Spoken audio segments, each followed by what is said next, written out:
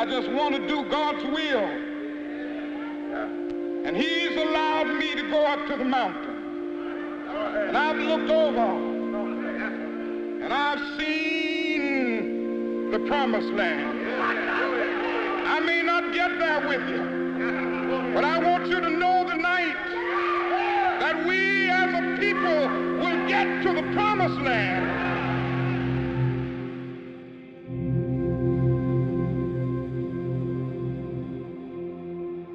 What moves the human person to resist?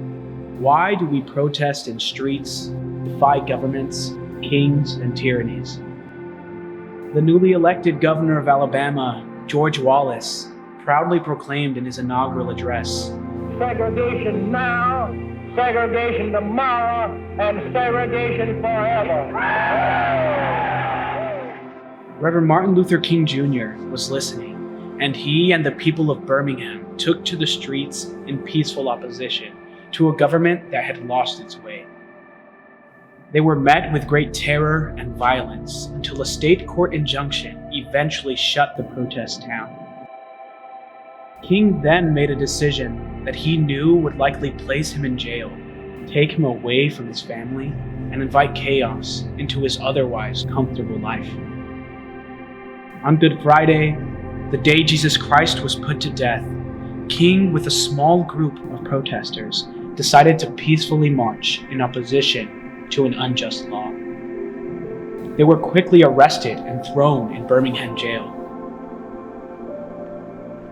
A day later, King received a copy of the local paper, which had on the cover a letter written by his fellow white clergymen, who were critical of him as an outsider for stirring things up and not being more patient.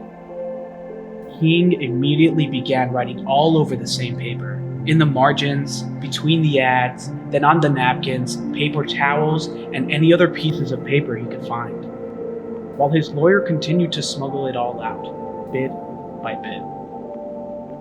The finished product was a letter appealing to the faith and reason of Christian pastors, one of the most brilliant pieces of rhetoric ever written. A letter that would help lead to the March on Washington, where King would give his most famous sermon, standing in front of the man who had abolished slavery 100 years before. I am happy to join with you today in what will go down in history as the greatest demonstration for freedom in the history of our nation. I have a dream that one day every valley shall be exalted, and every hill and mountain shall be made low, the rough places will be made plain, and the crooked places will be made straight, and the glory of the Lord shall be revealed, and all flesh shall see it together. Free at last, free at last, thank God Almighty, we are free at last.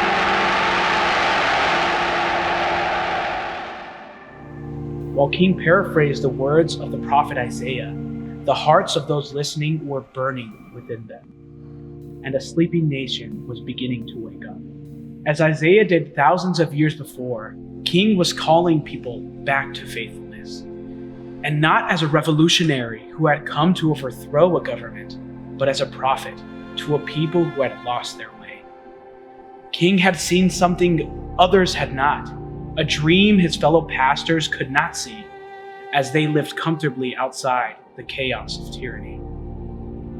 But the dream did not come from himself, nor from Isaiah all those years before. It was given to them both by another. Just a year after being made Lord Chancellor, the number 2 man in England, Thomas More, a man noted for scholarship, sanctity, and diplomatic skill, was presented with a letter from his king, Henry, seeking a divorce from his wife Catherine because she had been unable to provide him with a male heir. More found himself in a terrible predicament. He knew his refusal to sign the letter would be seen as an act of great disloyalty and would bring chaos into his otherwise comfortable life as chancellor. But he also knew that by signing that letter, he would be disobeying his own conscience. I have no queen! Catherine Anne's not my wife! No priest can make her so! They that say she is my wife are not only liars, but traitors! More refused to sign the letter, and Henry eventually broke away from the Catholic Church and declared himself supreme head of the new English Church, which promptly granted him the divorce that he had ardently sought. More, who had been extremely loyal to Henry, could not disobey his own conscience to support the king's choice and resigned his position. I think that when statesmen forsake their own private conscience for the sake of their public duties, they lead their country by a short route to chaos. A year later, More declined to attend the coronation of Anne Boleyn, and King Henry, who felt personally insulted, had More thrown into prison on trumped-up charges of high treason.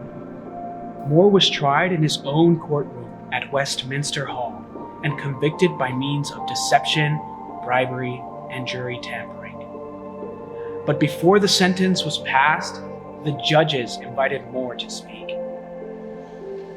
I am the king's true subject, and I pray for him and all the realm.